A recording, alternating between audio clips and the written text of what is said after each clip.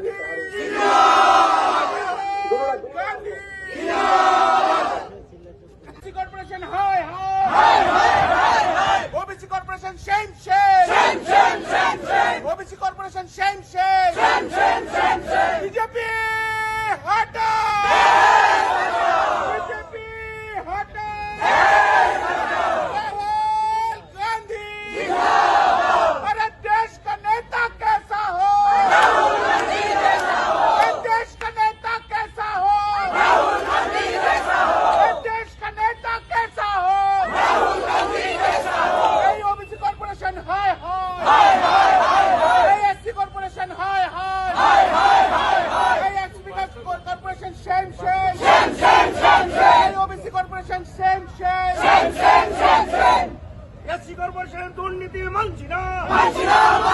SC corporation दुर्नीति मानছি না ओबीसी कॉर्पोरेशन दुर्नीति मानছি না ত্রিপুরা প্রদেশ কংগ্রেস ওবিসি ডিপার্টমেন্ট এবং এসসি ডিপার্টমেন্টের পক্ষ থেকে আজকের আমাদের এই বিক্ষোভ কর্মসূচি এই কর্মসূচি মূলত আপনারা জানেন রাজ্য সরকারের যে বিভিন্ন কর্পোরেশনগুলো আছে এগুলো ছোট ছোট যারা ব্যবসায়ী আছে এদেরকে ঋণ দেয় এবং যারা স্টুডেন্ট আছে এদেরকে ঋণ দেওয়া হয় কিন্তু আমরা দেখেছি আপনাদের মাধ্যমে আমরা জানতে পেরেছি বা বিভিন্নভাবে জানতে পেরেছি এই যে সংস্থাগুলো বর্তমানে এই যে যেগুলো কর্পোরেশন আছে ওগুলো সমস্ত কর্পোরেশন লুটের রাজত্বে পরিণত হয়েছে লুট শুধু চলছে মানুষের কোনো কাজ হয় না গরিব মানুষের কোনো কাজ হয় না আমরা সরকারের কাছে আবেদন জানাচ্ছি যাতে তদন্ত করে যাতে লুট বন্ধ করে বর্তমান অবস্থাতে এমনিতেই যে স্টাইপেনের হার এবং যেভাবে ওরা ছোটোখাটো শ্রমিক কৃষকদের ঋণ দেয় সেই ঋণের মাধ্যমে কিছু হয় না সেটা বাড়িয়ে দিয়ে পাশাপাশি এদের সাথে যাতে সঠিকভাবে যাতে গরিব মানুষের সাথে ওবিসি এসসি অংশের মানুষের সাথে যাতে আমরা কাজ করে সরকার সঠিকভাবে ঋণের ব্যবস্থা করে সেটা আমরা দাবি জানাচ্ছি আপনাদের মাধ্যমে আমাদের পাশাপাশি দাবি হচ্ছে আজকে আপনারা জানেন আমাদের সংবিধান অনুসারে এই ওবিসি অংশের মানুষের যে বিভিন্ন রাজ্যে একটা সংরক্ষণের ব্যবস্থা আছে আমরা দাবি জানাচ্ছি আপনাদের মাধ্যমে যাতে করে সংবিধানের 31C এই ধারা মতে রাজ্য বিধানসভায় যাতে ওরা করে বিল পাস করে নেয় সেই বিলের মাধ্যমে ন্যূনতম সহমতের ভিত্তিতে যতদিন পর্যন্ত কাস্ট সেন্সাস না হচ্ছে তার আগ পর্যন্ত যাতে একটা